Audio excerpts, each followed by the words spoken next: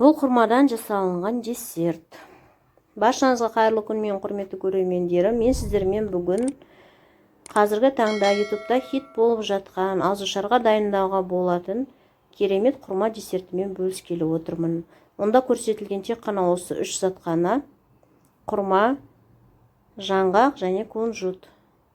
Құрма міндетті түрде осындай сырты қоңыр, іші құрғақ болуы керек. Бұдан да жұмсақ құрманы алмаңыздар, себебі ол жарамайды. Пышағымызға жабысып, ыңғайсыз болып үгітілмей қояды. Ал жаңғақ менде дайын базардан алынған осындай қуырылған тұзды жаңғақ. Кунжут, ақ кунжутты мен сковородкаға арнайы қуырып, осылай қызарғанша дайындап алдым. Құрғақ сковородкаға қуырасыздар, ешқандай май қоспай. Қуырылған кунжут керемет дәм береді, сол себептен кунжутты қуырып қолдансаңыздар дұрыс болады. Енді блендерімізға қазір құрма мен жаңғағымды салып алып, әбден майдалап ұнтақтаймын. Масса негізінде қолға жабысатындай, кішкене бірге алатындай масса болуы қажет. Қажетті заттар мөлшерінің барлығын описание бөліміне қалдырамын. Содан қарап алып жасай берсеңіздер болады. Міне менде осындай шашыраңқы құрғақ масса болып шықты. Себебі құрмамда, жаңғағымда құрғақ болғандықтан мен кішкене вареный сгущенка қостым. Ақ сгущенка қоссаңыздар да болады, қоюлау болса.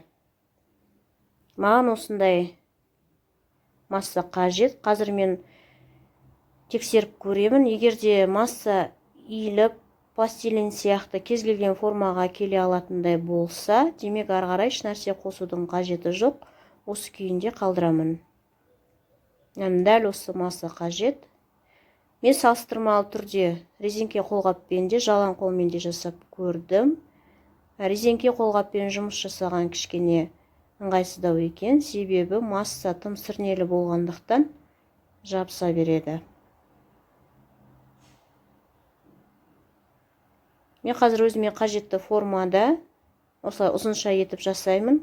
Қаласаңыздар дөңгелек шарик етіп, ортасына түрлі жаңғақтар қосып та жасай берсеңіздер болады. Және де бұны бокс ретінде жасап, қасына клубника в шоколаде, құрма в шоколаде қосып жіберіп, арнайы сатылымға шығарсаңыздар да болады.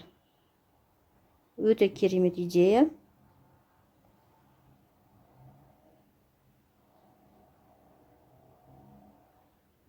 Мен қазір ортасына шоколад құямын. Сол себептен осындай ұзынша етіп, осы формада жасап жатырмын.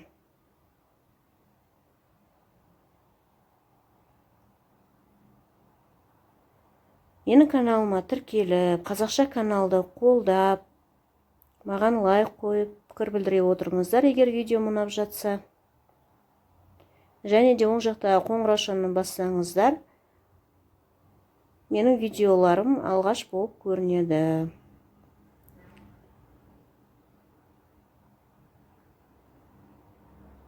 Мен осындай таяқшаның көмегімен кішкене ортасына ойық форма жасап алдым.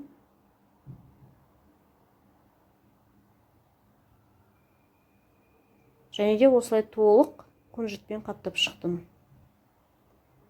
Қуырылған кунжут өте керемет дәм береді. Ақ кунжут қышқылтым болады, сол себептен кунжутты үнемі қуырып қолданыңыздар. Міне, осындай әдемі болып шықты. Ақ шоколад және қоңыр шоколад дүкендегі қарапайым шоколадтар. Шоколадты бұл жерде темперировать етудің қажеті жоқ. Клубника мен құрма в шоколаде жасаған кезде міндетті түрде шоколадты темперирование процесінен өткізесіздер. Оны кейінгі видеоларымда көрсете жатармын. Мұны мен кішкене бір 10-15 минуттай қойып алдым тоңазытқышқа. Бокс массиятындай етіп, осылай шағын төртбұрышты етіп кесіп шықтым дағыны. Жай ғана осындай қағазға салып жатырмын.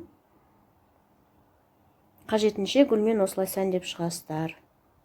Қандай түрі өте керемет, әдемі. Осындай тіске басар шықты. Дәмі де жақсы болады. Тым тәтті. Әсіресе тәтті сүйетін қауымдарға өте керемет десерт. Жасап көріңіздер, кеңес беремін. Эксперимент жасап көріңіздер. Келесі видеода көріскенше қош сау болыңыздар.